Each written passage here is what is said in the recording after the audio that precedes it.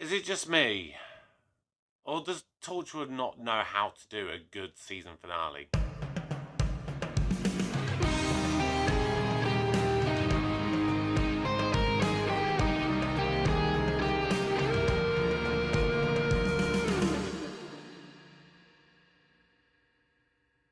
Hello everybody, welcome back to the channel. My name's Kevin, I am a geek. You're watching Kevin the Geek, and we're finally here. It is the season 2 finale and time for my review of the episode Exit Wounds. If you are new to my channel, then please do subscribe to the channel. Please also consider liking the videos and commenting down below. Let me know what your thoughts are of Torchwood as a whole, of this particular episode, what your thoughts are about the upcoming stuff of Children of Earth and Miracle Day, or even Doctor Who as well. I've got loads of stuff coming up planned for the Doctor Who 60th anniversary month. I've just, as of today, finished recording a series of reactions, which will be coming out for that month as well. And I've got loads of other bits and bobs planned as well. Speaking of Doctor Who, tomorrow is going to be the Series 4 finale review. That is of The Stolen Earth and Journey's End. So make sure you stick around for those as well tomorrow. But as of today, we're talking about Exit Wounds. Now, obviously I did a review a couple of months ago where I reviewed the Series 1 finale. And my biggest criticism with that was how the main kind of villain of the piece literally only appeared on screen for 4 minutes. It was just so rushed and it didn't flow well. Sadly, Chris Chibnall did not learn from the mistakes of the Series 1 finale. Now, I have to say that I do think of this episode more fondly than the Series 1 finale. But my question to myself for that is, am I being kind of biased because of the Toshiko and Owen situation? Because that is very emotional and it gets me every single time. That aspect of it is done really well. It's handled really, really well. The performances of both Ben Gorman and Naoko Mori are phenomenal. They're the standouts of this episode. But the rest of it, I mean, Captain John, James Marsden, is really good in this episode as well. Sorry, I'm still a little bit croaky. I've been a bit under the weather lately, so apologies if I'm a bit croaky in that regard. But yeah, Captain John was really good in this. But again, when you break it down, the pacing of this episode is just all over the place. And obviously, I've split this review up from the last episode, fragments. And if you've seen my Doctor Who stuff before, you know that I do 2-part stories as one review. But they were so separate to each other, I couldn't say that they're part of the same finale. Because in reality, of that episode, about 30 seconds of it have to do with this episode. The rest of it is just a flashback. And it was a good flashback, you know, and I like learning more about the history of Jack, Yanto, Owen, Tosh, and how they got recruited into Torchwood. But otherwise, it's not to do with this finale. And there are definitely a couple of episodes of this series of Doctor Who, of Torchwood, that I think back and think, would we have done better in getting rid of one of those mediocre episodes?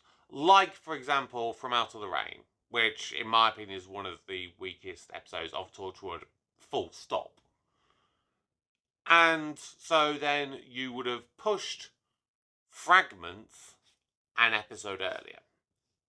And then actually, in the place of From Out of the Rain, put in an actual 2-part finale. Because if you had done that, you could have built up so much more. And one of the biggest issues I've got is with Anakin Skywalker. And that is not a misquote there. I am literally calling him Anakin Skywalker. And Sorry, I just need to adjust myself. Like I was watching, rewatching the episode today, and sorry, I just knocked the camera. Yeah, I was rewatching the episode today, and when watching it, all I kept thinking was, from a couple of angles, he actually kind of looks a little bit like Hayden Christensen, the guy who plays Gray, Jack's brother. And the way he's bitching and moaning really felt like Anakin, particularly in episode 3. I prayed for death. Those creatures, the things they did to us, because of you, the favorite son, the one who lived, who'll always live. The only strength I have is my hatred for you. Because I don't think we've spent any time with Gray. We've had the one episode where we've learnt about Gray and the fact that he disappeared, that Jack let go of his hand. Beyond that, we've had nothing with Gray. And he comes in this episode about 15 minutes into the episode. He's on screen in total probably not a dissimilar amount of time to Abaddon in the first series finale.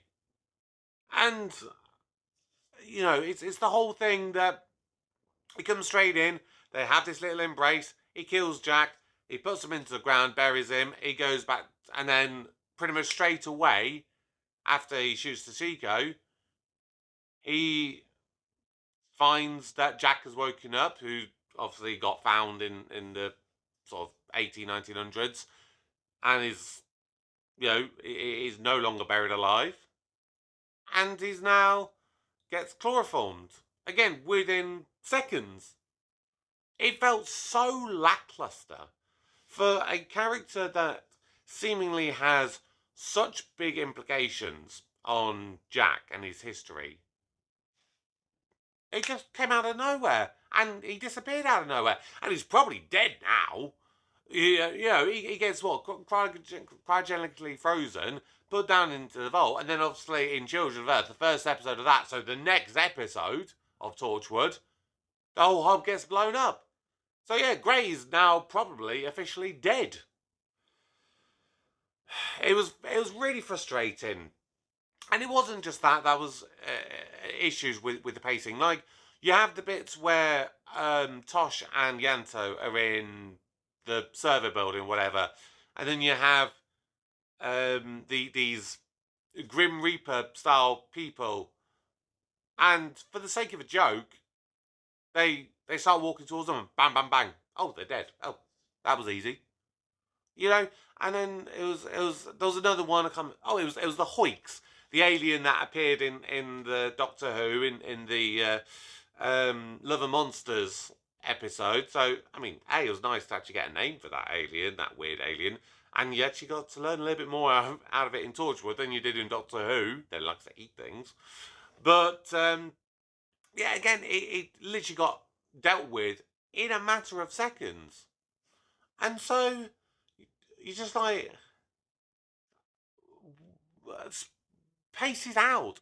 There felt no real sense of threat or imminent danger in this episode until Toshiko gets shot and Owen is in the nuclear power station. Until that point, I never at any point felt a genuine threat.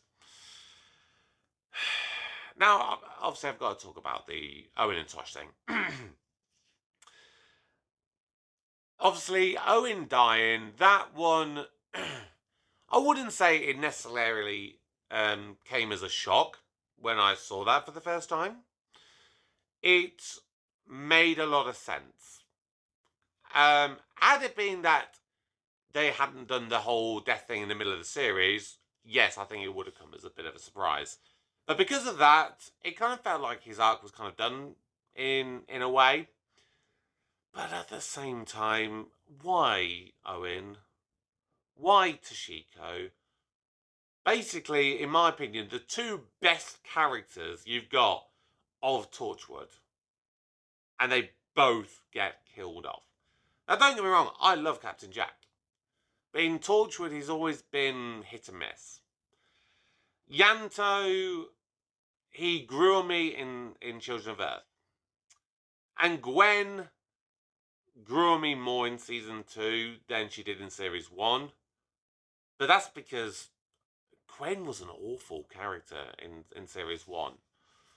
You know, and I'm not saying that the character, you know, herself was awful, but the stuff that she was doing and some of the stuff that she was saying, like the way that she was treating Reese, for example, she was an atrocious person.